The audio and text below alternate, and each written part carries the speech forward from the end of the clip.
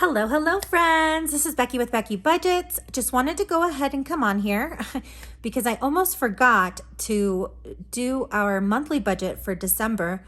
And later today, I'm going to post our December week 1 budget.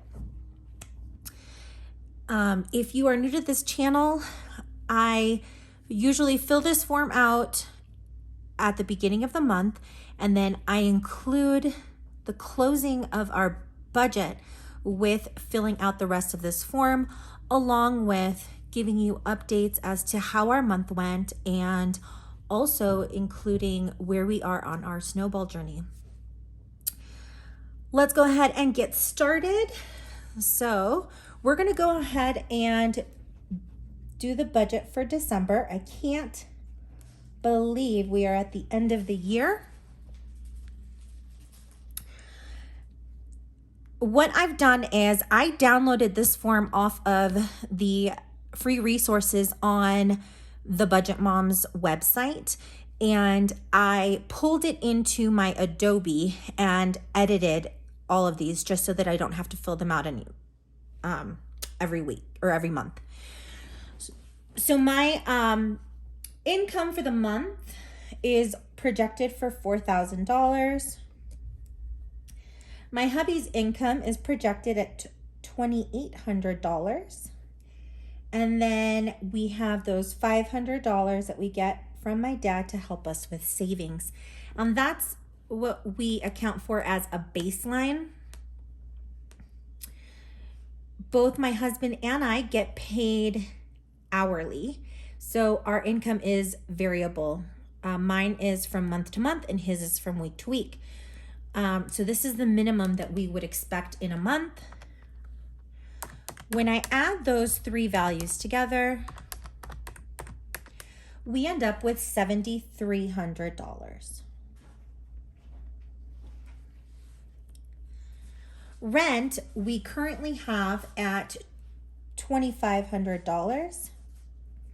Now it isn't a set price because besides our rent, we also get tagged on with gas and water and amenities.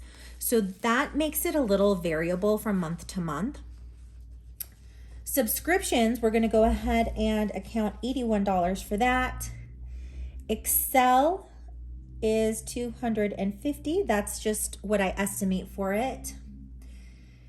My husband's Apple phone is $57. T-Mobile, we've got to a set $100.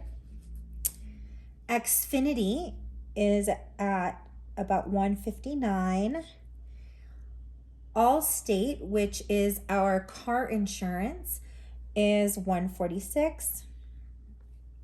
Nationwide, which is our dog's insurance, is $154. And I did add a new category, which is the Postnet. That's kind of like the P.O. box that I've been using for the channel. And I was including it in subscriptions, but I've noticed that sometimes it changes price. So I want to go ahead and just keep an eye on that. It's $10 a month. And then I put an extra T in there. I'll have to fix it for next month. And unbudgeted, we never account for anything.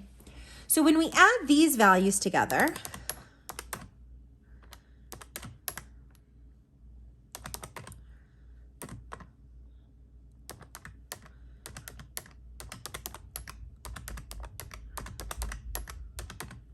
we end up with a total of $3,457. Moving on to our variable expenses. If you remember, in the month of November, we saved for the first week of December. So for food this month, we are projecting to save $300. Gas is the $250.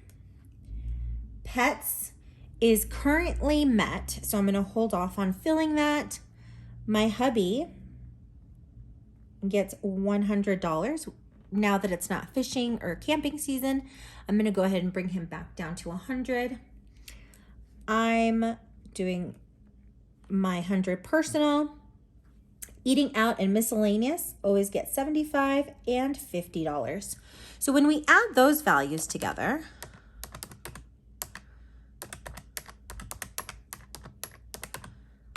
we end up with a total of $875 for our variable expenses.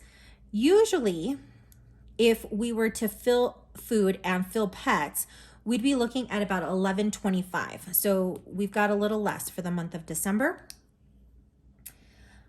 Minimum for credit cards, I've got at $414. The Upstart loans, $1,652. Advantage, which is my husband's student loan, is $181. After accounting for the minimum that goes under the credit card payments, since we're paying the minimum that we were paying prior to transferring the balance, the Barclay under my name gets an overage of $61 right off the bat, and that has the Dell. And then the Capital One, which is on my husband's, gets $51. Let's go ahead and add those values together.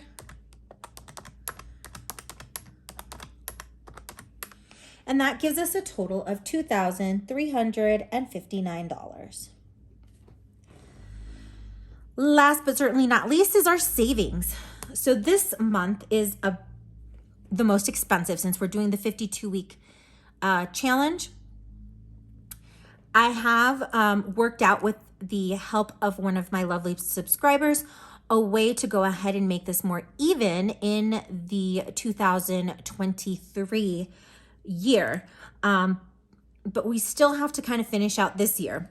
And this month, since I pay into it monthly, we're looking at $250 going into it.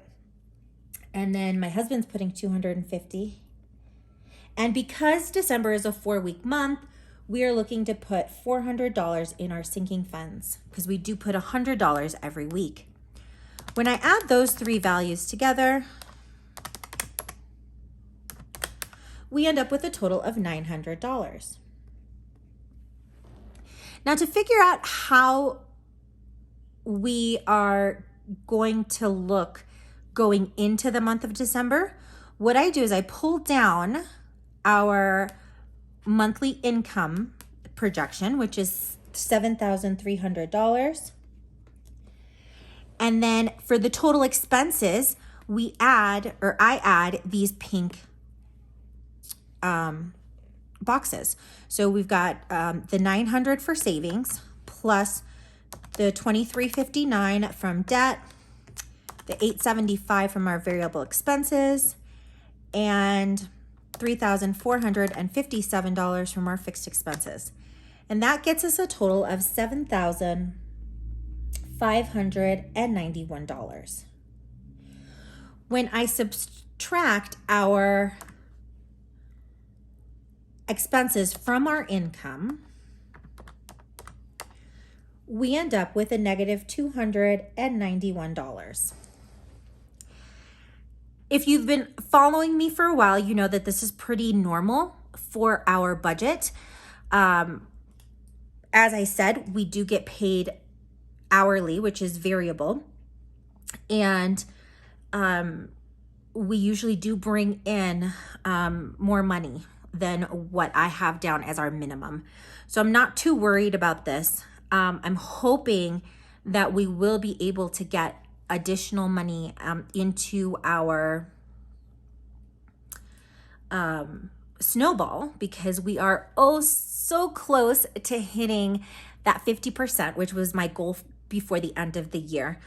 So hopefully we can go ahead and get a big chunk of money towards our snowball like we did this month.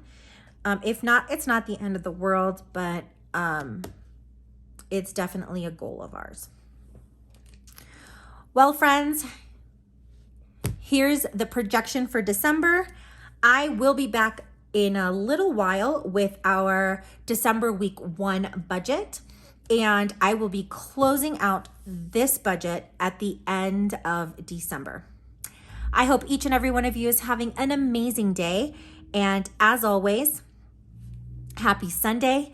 If you're in need of a reset, I hope that you get one this week. Take care, my friends. Bye.